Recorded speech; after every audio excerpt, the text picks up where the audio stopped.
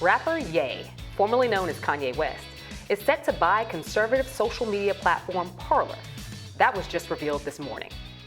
Parler's parent company revealed the deal earlier this morning, writing Ye made, quote, a groundbreaking move into the free speech media space and will never have to fear being removed from social media again.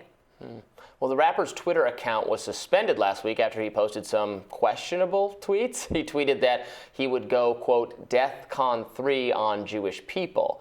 And his recent comments not only got his account paused on Twitter, but big bank JP Morgan Chase announced it's ending its relationship with Ye's Yeezy empire come November 21st. It's unclear why the bank called it quits on Kanye, but it's not the only brand to sever ties with him. Gap is out, and Adidas revealed that it is reviewing its partnership with Ye. So I think there's no question that the tweets he sent, the things he said were very bad. He doubled down on them in a recent interview as Drink well. Drink Champs, yes. Yeah. What is Drink Champs? It is a popular podcast. It's for the culture, so to speak, on Diddy's network.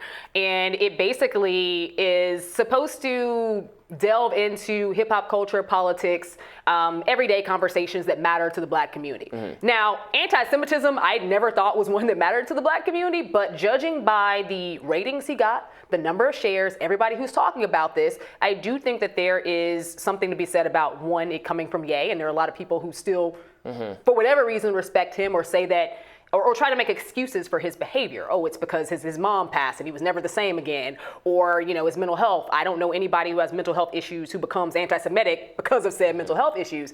But we're seeing more and more of these excuses made for Ye, who honestly doubles down multiple times, and he's done it in social media since, and is having those conversations. He's not apologetic at all, and he honestly is pushing conspiracy theory and hateful rhetoric about Jewish people and organizations that he feels like Jewish people run or have leadership positions in. He was defended, interestingly enough, by Candace Owens, a conservative commentator for Ben Shapiro's Daily Wire, which then prompted, I saw some then criticism of the Daily Wire for not criticizing Candace Owens, Ben Domenech, The Spectator, a friend of mine, and Josh Hammer, I saw, who of Newsweek, works with our co-host Batya, also calling out the Daily Wire there. So there's a little bit of conservative infighting here. I've always thought Kanye is just kind of a kook. So I think his political views are so not well thought out that it's wrong always, in my view, to seek political wisdom from like weirdo celebrities. I mean, obviously he's a very successful person in all these other sorts of areas, in music, in culture, et cetera. But that doesn't mean you have good political instincts or you're like a smart person about politics. I don't think we should look to any celebrity for political, insights. But there is a difference between being an eccentric artist. Most artists, to a certain extent, are eccentric. That's part of the creative side of them, versus being someone who is literally pushing very vile, disgusting anti-Semitism across various platforms, and that's what we're seeing. Well, and now we buried the lead here a little bit. So he is going to buy Parler. I have a statement from Parler. They've announced today they've entered an agreement in principle to sell the world's pioneering uncancelable free speech platform to Ye. Ye has become the richest black man in history through music and apparel, and is taking a bold stance against his recent censorship from big tech. So Parler did, in my view, really get mistreated by the various web hosting services that took it down in the wake of January 6th. Now, it is unquestionable that bad, violent, criminal things were being organized on Parler, but they were also being organized on Facebook. On 4chan and several other places. And those places didn't get taken down. So there was a coordinated deplatforming of Parler for things that were bad, but also things that are just common across all social media But the thing platforms. is, many of the people who ran to Parler were people who did not want to get flagged for their language. Maybe not taken off of other platforms, but didn't want to get flagged for said language. So they went there because they knew that those measures were not in place. The other issue is that it was, and we've seen several screenshots. I'm not a member of Parler for obvious reasons, but we've seen several screenshots of the type of rhetoric that has been posted there that is, quite frankly, problematic. But you can find that on Facebook. You can find find it Twitter. in the annals of the internet in many places. But an organized group that is subvergent to government, that is basically issuing hate messages, not only in anti-Semitism, but also in racism, that literally echoes to what we heard from white supremacists in the 50s and 60s. These are not things that I believe should be widely spread and widely shared, especially in formats where you have hundreds of thousands of people or the entire globe, like Twitter has that level of prowess for you to be able to join and have these types of conversations. Parler has been essentially a safe haven for people who have these very problematic views. So it makes sense that Ye would join because he doesn't want to have consequences for the things that he says. So to join with like-minded kooks and people who have absolutely no problem being anti-Semitic as hell, for lack of a better term, that's something that he feels is welcome. But my general principle would be, like, yes, I agree with you, this speech is bad.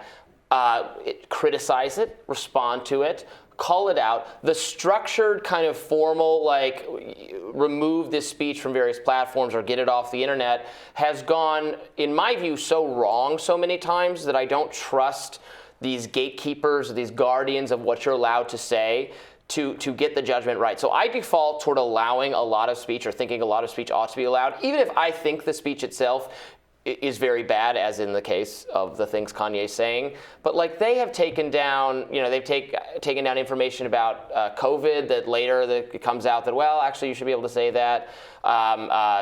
Stories about national security stories, the Hunter Biden story. There's been so many examples of things like you're not allowed to say this on social media. We're prohibiting that later that turned out to have been a mistake. So given that, I'm always very, very cautious, extremely cautious from saying, yeah, you shouldn't be allowed to say this on social media. Obviously, it's up to the platform's discretion, but in some cases, the government is ordering them to do it. Now, all these revelations are coming out about how Alex Berenson, who took a very, very contrarian view on COVID and on vaccines, and I have disagreed with him. I disagreed with him very strongly. We've argued about it online and elsewhere, but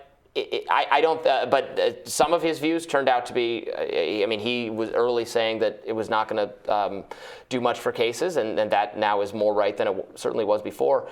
Anyway, he has all this evidence of Biden administration officials yelling at Twitter to take him down for things that now you're allowed to say on Twitter, and he's back up. The other side of that coin is that domestic terrorism has no doubt been expedited because of the amount that's able to be shared on social media. Well, these people can organize, these people can advance, these people can rally, and quite frankly, and we've seen it in some of the mass shootings, most of these mass shooters had pseudo manifestos on social media. Yeah. So there are people who do all they were do going to be mass shooters regardless of whether. No, I'm not saying that they wouldn't be, but I am saying that sometimes we have seen people who have obviously slipped through the cracks and laid out an essential plan of what they were going to do to maim, murder, and kill the FBI people. knew about it and did nothing over and over again. There are problems there.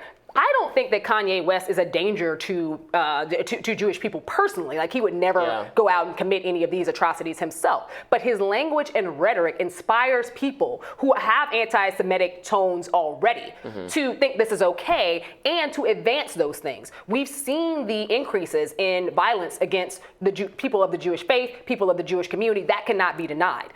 However, what we continually see is a Republican Party, by and large, you named a few people who push back against some of Kanye's rhetoric, but the Republican Party, by and large, has not moved to stump this out. And many of the speakers currently who are pushing these anti-Semitic tropes happen to align with conservatives. So there has to be a point where you say, this is not okay. And I am waiting, as a non-conservative, but just as a concerned citizen, am waiting for those people to step up, because you are not a leader if you do not call this out. And they should call it out, and they should say it's not okay. I think that's different from saying it should be everything short of illegal. It should be you should be thrown off. Your whole platform should be taken down. All the coordinated punishment of people for speech that's now happening across.